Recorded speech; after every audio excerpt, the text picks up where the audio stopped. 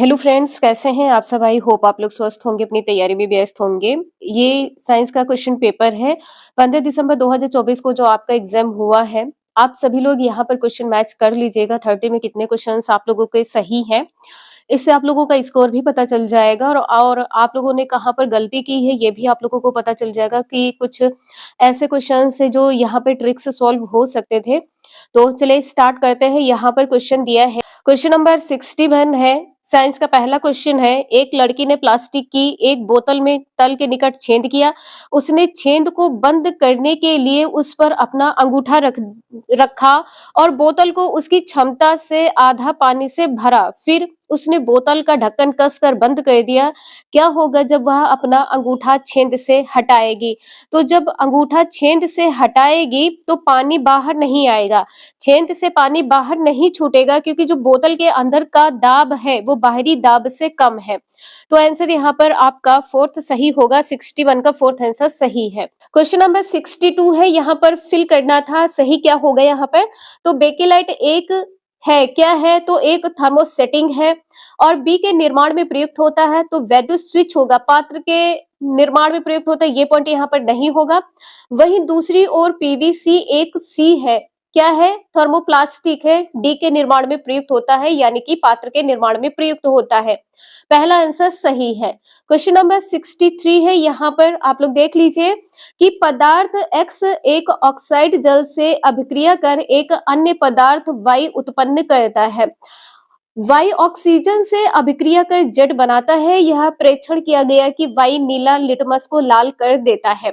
Third answer यहाँ पर सही होगा। एक्स क्या है? एक अधातु है, वाई प्रकृति में अम्लीय है और जेड क्षारीय है। आंसर यहाँ पर थर्ड सही होगा। अगर आप लोगों को लगता है कि जेड अम्लीय होगा तो प्लीज आप सभी लोग कमेंट करके जरूर बताइएगा। क्वेश्चन नंबर नेक्स्ट है, निम्नलिखित में से क्या होने की संभावना है जब सोडियम ब्रोमाइड के विलयन में क्लोरीन गैस को प्रवाहित किया जाए? तो यहाँ पर क्या होगा? तो विस्थापन अभिक्रिया से सोडियम क्लोराइड का बनना। यहाँ पर पहला आंसर आपका सही होगा। क्वेश्चन नंबर 65 है, निम्नलिखित में से कौन सा कथन मोमबत्ती की ज्वाला के क्षेत्र के विषय में सत्य नहीं है? तो यहाँ पे देखिए, पहली बात तो तापमान एक समान नहीं होता है, तो ज्वाला के मध्य क्षेत्र का तापमान और ज्योतिहीन भाग का तापमान एक समान है। यहाँ पर आंसर दूसरा सही होगा। क्वेश्चन नंबर 66 है, आप सभी लोग बताइएगा कि किसी क्वेश्चन में कोई डाउट हो तो प्लीज आप सभी लोग कमेंट करके जरूर बता दीजिएगा।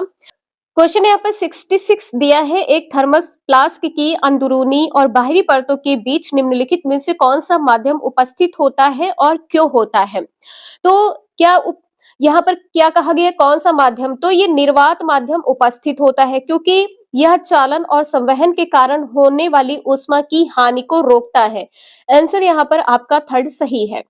क्वेश्चन नंबर 67 है, यहाँ पर कहा गया है, बुझो तांबे कॉपर की परिशुद्ध करने के लिए एक परिपथ बनाना चाहता है। निम्नलिखित में से उसे किस इलेक्ट्रोड और विलयन को चुनना चाहिए जो बुझो है? तो यहाँ पर क्या होगा? एनोड क्या हो जाएगा? अशुद्ध तांबा यानी कॉपर हो जाएगा, और कैथोड में क्या होगा? शुद्ध तांबा या कॉपर हो जाएगा, और विलयन में कॉपर सल्फेट विलयन होगा। एनोड में अशुद्ध तांबा होगा, कैथोड में शुद्ध तांबा है, और विलयन किसका होगा? कॉपर सल्फेट का। तो आंसर थर्ड यहाँ पर सही है। क्वेश्चन नंबर 68 है, यहाँ पर आपको बताना है, प्रकाश की एक किरण विभिन्न प्रकाशिक घनत्व के दो माध्यमों एक्स और वाई में प्रवेश करती है। नीचे दी गई तालिका के संदर्भ ए बी सी डी की पहचान कीजिए। यहाँ पर माध्यम दिए हुए हैं और प्रकाश की चाल में परिवर्तन। तो एक्स माध्यम में जब प्रकाश की चाल में परिवर्तन क्या है? वृद्धि हो रही है। एक्स माध्यम में जब वृद्धि हो रही है तो उसकी जो तरंग दैर्ध्य होगी इसमें भी वृद्धि होगी, तो यहाँ पर क्या होगा? वृद्धि होगी।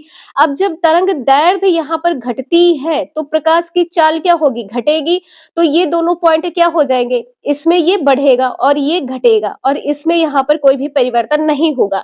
आंसर यहाँ पर आपका थर्ड सही होगा। ए कोई परिवर्तन नहीं है, बी में क्या होगी? वृद्धि होती है, सी यहाँ पर घटती है, और डी में भी कोई परिवर्तन नहीं है। तो आंसर यहाँ पर आपका थर्ड सही है। क्वेश्चन नंबर 69 है, रिक्त स्थान की पूर्ति कीजिए वह प्रक्रम जिसके द्वारा मृत वनस्पति जीवाश्म ईंधन डैश ए में दाब बी और ताप सी पर परिवर्तित हो जाती है, डी कहलाता है। तो देखिए, जीवाश्म ईंधन जो है कोयला ए में दाब, बी उच्च और ताप यहाँ पे क्या होगा, उच्च हो जाएगा, तापमान भी उच्च होगा, क्या कहलाता है, कार्बनीकरण। आंसर यहाँ पर आपका फोर्थ सही है। क्वेश्चन नंबर 70 है, मृदा के एक नमूने को जल के साथ मिलाया गया जिसने पीएच पात्र को पीला नारंगी कर दिया, निम्नलिखित में से कौन सा अब पीएच पात्र का रंग नीला कर देगा, तो यहाँ पर मिल्क ऑफ मैग्नीशियम हो जाएगा। आंसर यहाँ पर आपका पहला सही है। इसके बाद में क्वेश्चन नंबर नेक्स्ट है, फ्यूज तार बनाने के लिए निम्नलिखित में से आप किसका चयन करेंगे। फ्यूज का तार, तार यानी कि आप इतना जाने कि तार की जो मोटाई होती है ये पतली होती है, तो मोटाई यहाँ पर पतली, तो ये मोटा तार, ये मोटा तार ये कट हो जाएगा।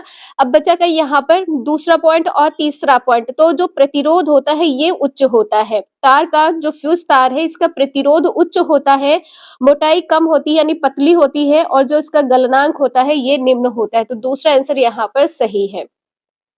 क्वेश्चन नंबर 72 है, यहाँ पर आपको पूछा गया है वायुमंडलीय नाइट्रोजन के स्थिरीकरण के निम्नलिखित चरणों का सही क्रम में व्यवस्थित कीजिए। तो यहाँ पर स्थिरीकरण कई जीवाणु और नीले शैवाल द्वारा वायुमंडल से नाइट्रोजन का स्थिरीकरण, यहाँ पर ये पहला पॉइंट होगा। यहाँ पर कहा गया है मृत पौधों और जीवों से प्राप्त नाइट्रोजनी अपशिष्ट का नाइट्रोजनी यौगिकों में रूपांतरण, परिवर्तित करना पहले स्थिर होगा फिर उसका यौगिकों में रूपांतरण होगा। इसके बाद में यहाँ पर ये सेकंड पॉइंट सही है। इसके बाद में पौधों द्वारा जड़ तंत्र से नाइट्रोजन के यौगिकों का उद्ग्रहण, ये थर्ड होगा। और फोर्थ में यहाँ पर पादप प्रोटीन और अन्य यौगिकों का संश्लेषण हो जाएगा। तो लास्ट में यहाँ पर बी पॉइंट होगा, तो D C A B answer यहाँ पर आपका सही है। क्वेश्चन नंबर 73 है, यहाँ पर आपको बताना था कि किसी शहर का विभिन्न महीनों के लिए निम्नलिखित मौसम चार्ट है कि इस महीने में वाष्पन की दर उच्चतम होगी। दर, जब तापमान ज्यादा होगा तो दर भी उसकी उच्च होगी, तापमान ज्यादा तो दर उच्च होगी, तापमान ज्यादा होगा तो दर भी उसकी क्या होगी, उच्च होगी, तो बी आंसर यहाँ पर आपका सही है। क्वेश्चन नंबर 74 है, यहाँ पर आपको बताना है कि निम्नलिखित में से कौन सा कथन किसी पुष्प में लैंगिक जनन की घटनाओं के क्रम के लिए सही है। तो आंसर यहाँ पर 74 का थर्ड सही था। परागकण और भ्रूण के विकास के पश्चात नवोद्भिद बनते हैं। क्वेश्चन नंबर 75 है, निम्नलिखित में से कौन सा कथन अंतःस्रावी ग्रंथियों के विषय में सत्य नहीं है। तो आंसर यहाँ पर आपका दूसरा सही होगा। अंतःस्रावी ग्रंथियां वाहिनियों द्वारा हार्मोन का स्राव करती है। अगर आप लोगों को किसी क्वेश्चन में कोई डाउट हो तो प्लीज आप सभी लोग क्वेश्चन नंबर जरूर मेंशन कर दीजिएगा, कमेंट करके क्वेश्चन जरूर बता दीजिएगा कि इस क्वेश्चन में आपको डाउट है। और यहाँ पर टीचर कोई भी हो, यहाँ पर आप सभी को 100% देने की कोशिश करता है कि आप सभी का कोई भी आंसर की हो एक्यूरेट होनी चाहिए, तो वो अपना 100% देता है। बाई चांस यहाँ पर जो सीबीएसई है किसी क्वेश्चन को अपने तरीके से देखती है, वो अपने तरीके से आंसर को यहाँ पर फॉलो करती है। क्वेश्चन यहाँ पर दिया है कि निम्नलिखित कथनों को पढ़िए। अभी कथन दिया है कि वन कटाई बाढ़ का कारण हो सकता है, बिल्कुल होता है। तर्क दिया है कि वन कटाई से जल की अंतःस्यंदन दर घट जाती है, तो ये भी सही। पहला आंसर यहाँ पर आपका सही होगा। ए और आर दोनों सत्य हैं, ए आर का सही तर्क है। क्वेश्चन नंबर 77 है, यहाँ पर तो देखिए पहली बात तो न्यूटन की डिस्क होगा नहीं, ठीक है, न्यूटन डिस्क नहीं होगा। तो अब देखिए यहाँ पर क्या कहा गया है कि एक शिक्षक विद्यार्थियों के दो समूहों को निम्नलिखित सामग्रियां देता है। समूह क्या है कि 3 आयताकार कांच की पट्टियां हैं, कांच की एक वृत्ताकार समतल प्लेट है, चूड़ियों के कुछ टुकड़े तथा गत्ते की बनी एक ट्यूब एवं डिस्क है। तो डिस्क है तो डिस्क तो बनेगी नहीं, ठीक है। समूह बी क्या है, 2 समतल दर्पण एक कठोर गत्ता यानी कि बॉक्स है। तो अब यहाँ पे देखिए क्या बनेगा, केलाइडोस्कोप, केलाइडोस्कोप बनेगा, लेकिन डिस्क यहाँ पर नहीं होगा, तो यहाँ पर थर्ड आंसर सही है, केलाइडोस्कोप है। और पेरिस्कोप यहाँ पर आंसर आपका थर्ड सही है। क्वेश्चन नंबर 78 है, सूक्ष्मजीव हमारे लिए लाभदायी और हानिकारक दोनों हो सकते हैं, निम्नलिखित में से कौन सा लाभदायी व्यवहार सूक्ष्मजीवों द्वारा नहीं किया जाता है। तो सभी को पता है कि घरों में भोज्य पदार्थों का जो परिरक्षण है, यहाँ पर आंसर आपका थर्ड सही होगा। 78 का थर्ड सही है। क्वेश्चन 79 है, निम्नलिखित में से किसकी मृदा की उर्वरता को बढ़ाने की संभावना सबसे कम है। अब यहाँ पर देखिए आपका आंसर दूसरा सही होगा। दो फसलों के बीच खेत को बिना बोए छोड़ देना, आंसर यहाँ पर आपका दूसरा सही है। और कुछ लोगों का कहना है कि फसलों को बोते समय उसमें न्यूनतम दूरी बनाए रखना। देखिए, अगर आप लोगों को लगता है कि 79 का आंसर यहाँ पर फोर्थ सही होगा तो प्लीज आप सभी लोग कमेंट करके जरूर बताइएगा। क्वेश्चन नंबर 80 है, मेढकों के कायांतरण के प्रक्रम के लिए कौन सा हार्मोन उत्तरदायी? तो सभी को पता है थायरोक्सिन है, आंसर यहाँ पर आपका थर्ड सही है, थायरोक्सिन। क्वेश्चन नंबर नेक्स्ट है, एक शिक्षक रसायन विज्ञान में एक विषय के शिक्षण के समय विद्यार्थियों की निम्नलिखित धारणाओं की पहचान करता है, निम्नलिखित में से कौन सा वैकल्पिक धारणा नहीं है?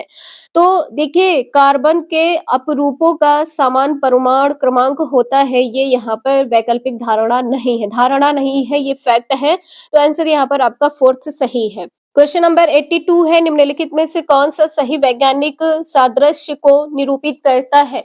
तो यहाँ पर आंसर आपका दूसरा सही होगा, सूत्र कणिका यानी कि माइटोकॉन्ड्रिया जो है कोशिका का ऊर्जा केंद्र होती है, दूसरा आंसर सही है। इसके बाद में क्वेश्चन नंबर नेक्स्ट है, एक शिक्षिका कक्षा में परमाणु ऊर्जा पर वाद विवाद का आयोजन करती है, उसके क्या उद्देश्य हो सकते हैं?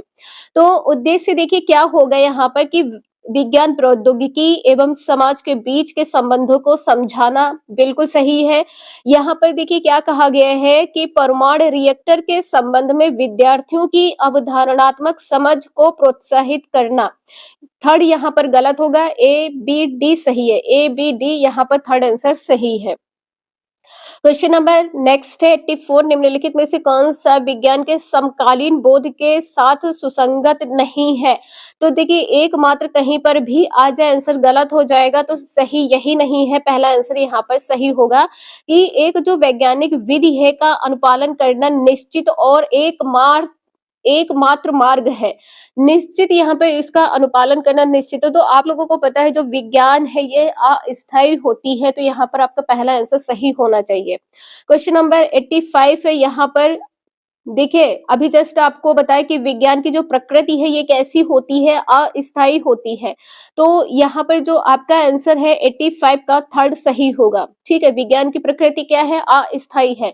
निम्नलिखित उदाहरण पर विचार कीजिए, बोरे के परमाणु के सिद्धांत ने विज्ञान की क्रांति ला दी, इसकी वजह से इलेक्ट्रॉन के लिए स्थिर ऊर्जा अवस्थाएं सामने आई, जिनसे इलेक्ट्रॉन नाभिक के चारों ओर गति करते समय ऊर्जा का विकर्ण नहीं करते हैं। तो विज्ञान की प्रकृति क्या है? अस्थायी है, थर्ड आंसर सही है। क्वेश्चन नंबर 86, निम्नलिखित कथनों को पढ़िए। अभी कथन दिया है कि विज्ञान को आमूल परिवर्तनों का अनुभव करना पड़ता है, सही परिवर्तनशील है। तर्क दिया है कि नए साक्ष्य के प्रकाश में विद्यमान वैज्ञानिक सिद्धांतों एवं नियमों को रद्द किया जा सकता है, तो ये भी सही है। कुछ ऐसे सिद्धांत होते हैं जिनको रद्द किया जा सकता है, तो संभवतः है यहाँ पर आपका पहला आंसर सही है। ए और आर दोनों सत्य हैं, आर ए का सही व्याख्या करता है। तर्क यहाँ पर आर ए का सही तर्क है। क्वेश्चन नंबर 87 है, यहाँ पर सृजनात्मकता से पूछा गया है, सृजनात्मकता को विकसित करने के लिए शिक्षक द्वारा निम्नलिखित में से किन पर बल दिया जाना चाहिए? तो देखिए यहाँ पर आंसर आपका थर्ड सही होगा, ए और सी पर। यहाँ पर कहा गया है कि पूछताछ एवं अन्वेषण यानी कि खोज कार्य में विद्यार्थियों को संलग्न रखना, ये सही है। विद्यार्थियों के कार्यों के मूल्यांकन के समय सही अथवा गलत उत्तरों को उजागर करना, ये गलत हो जाएगा। दूसरा आंसर यहाँ पर जो बी है ये गलत है। विद्यार्थियों को सभी पाठ्य पुस्तकों के सही उत्तर ज्ञात करने के लिए प्रेरित करना, ये भी गलत है। तो ए और सी यहाँ पर सही है। क्वेश्चन नंबर 88 है, यहाँ पर आपको बताना है क्या सही है। तो विज्ञान के दौरान शिक्षिका अपने विद्यार्थियों के साथ साझा करती है कि विद्युत बल्ब के आविष्कार का श्रेय सामान्यतः थॉमस अल्वा एडिसन को दिया जाता है, उससे पहले भी कई अन्यों ने इस पर काम किया परंतु असफल रहे। शिक्षिका का उपर्युक्त उद्धरण विज्ञान के विषय में क्या सूचित करता है, ये बताना है। तो विज्ञान अधिगम का अंतःविषयक है, ये यहाँ पर नहीं होगा। विज्ञान क्या है? परिवर्तनशील है, और विज्ञान जो है संशयवाद को बढ़ावा देता है। ठीक है, विज्ञान हमेशा सस्पेंस को आगे बढ़ाता है, ये ध्यान रखिएगा। तो आंसर यहाँ पर आपका फोर्थ सही होगा। यहाँ पर आंसर आपका 88 का फोर्थ सही है।